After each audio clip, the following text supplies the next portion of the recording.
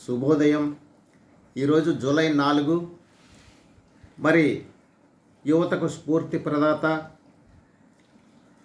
సామాజిక సంస్కర్త, సంఘ సంస్కర్త, ఆధ్యాత్మికవేత్త అయినటువంటి స్వామి వివేకానంద 163వ వర్ధంతి.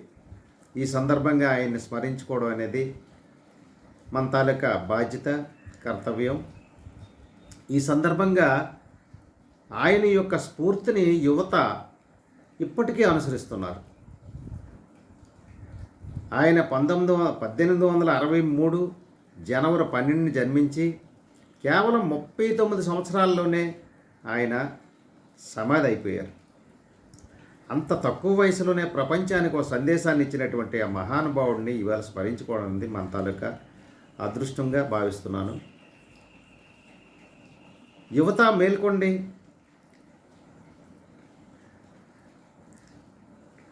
గమ్యం చేరే వరకు ఆకండి అన్నాడు మహానుభావుడు. అంటే యువత కోసం ఆయన ఎంత తపన పడ్డాడో ఇవాళకి కూడా ఆయన తాలూకా స్ఫూర్తి ఇప్పుడు ఇవాళ ఈ పుస్తకాలు ప్రపంచవ్యాప్తంగా ఆయన తాలూకా స్ఫూర్తిని ఈ పుస్తకాల ద్వారా ఇప్పుడు కూడా యువత అనుసరిస్తున్నారు. అంటే అటువంటి మహానుభావుడి యొక్క ఈ వర్ధంతిని ఈరోజు జరుపుకోవడం అనేది చాలా అవసరం. ఆయన ఒకసారి అమెరికా సభలకు వెళ్ళినప్పుడు అమెరికా సోదరిమణులారా అన్నాడట. ఆ ఒక్క పదంతో ఆయన అమెరికా ప్రజల గుండెల్లో నిలిచిపోయాడు.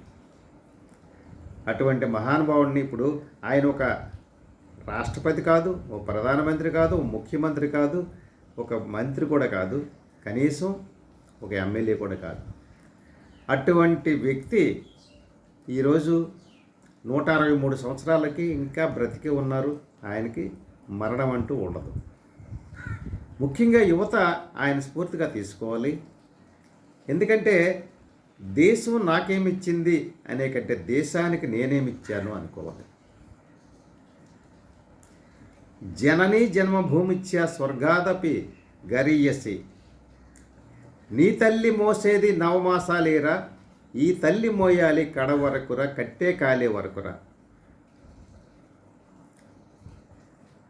అంటే తల్లి 9 మాసాలు మోస్తే మనకు జన్మనిచ్చినటువంటి ఈ భూమి మనం కట్టి కాలే వరకు మోస్తుంది. కాబట్టి మన భూమి కోసం, మన దేశం కోసం మనం ఏం చేస్తున్నాం?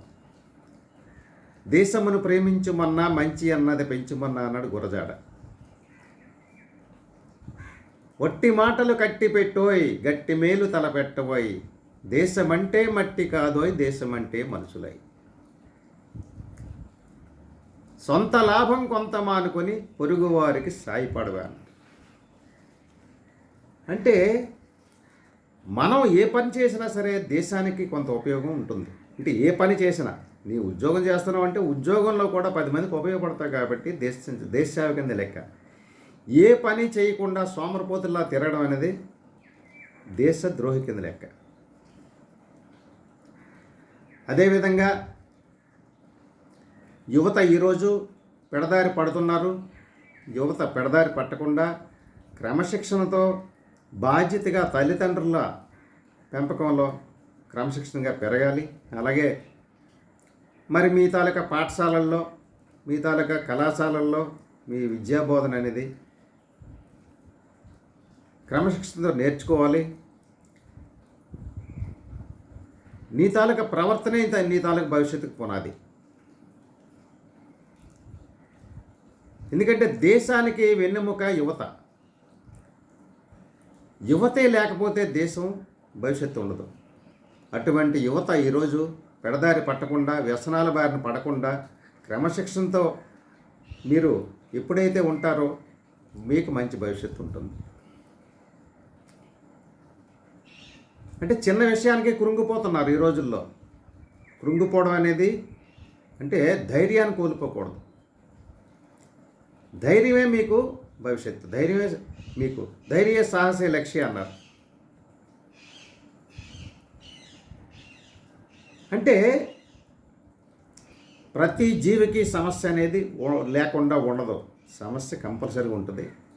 ఆ సమస్యని పరిష్కరించుకున్నవాడే జీవితాన్ని ఆ గమ్యానికి చేరగలడు. సంసారం సాగరం అన్నారు. అంటే సమస్య వచ్చినప్పుడు కృంగిపోతే ఎలా ఉందంటే,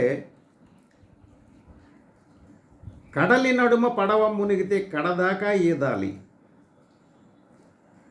ఏ తోడు లేనినాడు నీ నీడే నీకు తోడు, జగమంతా దగా చేసిన చిగురంతా ఆశన చూడు అన్నారు.